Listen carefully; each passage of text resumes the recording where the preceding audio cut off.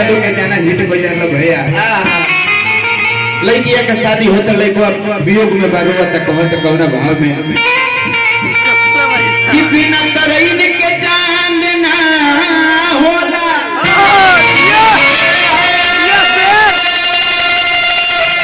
बिना सूरज के घाम ना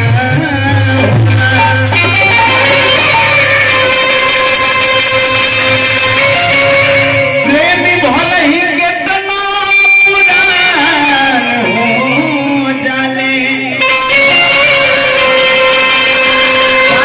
प्रेम कबहू पुरान ना हो।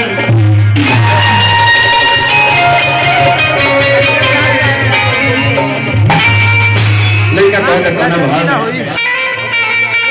कि जहाँ गई पूता जा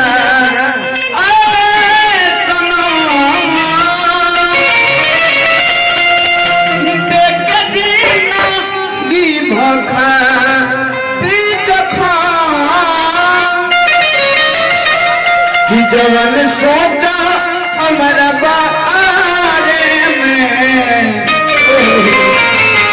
तुहरा खाती हमारा माइल न रहे,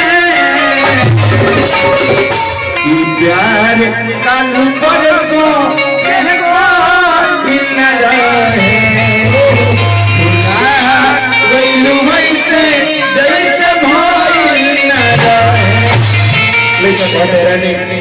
कहाँ पर प्यार काल परसों का कोई रहो कि आज तू छोड़ के जाता रू लड़का वियोग में कहा था कैसे कि जहाँ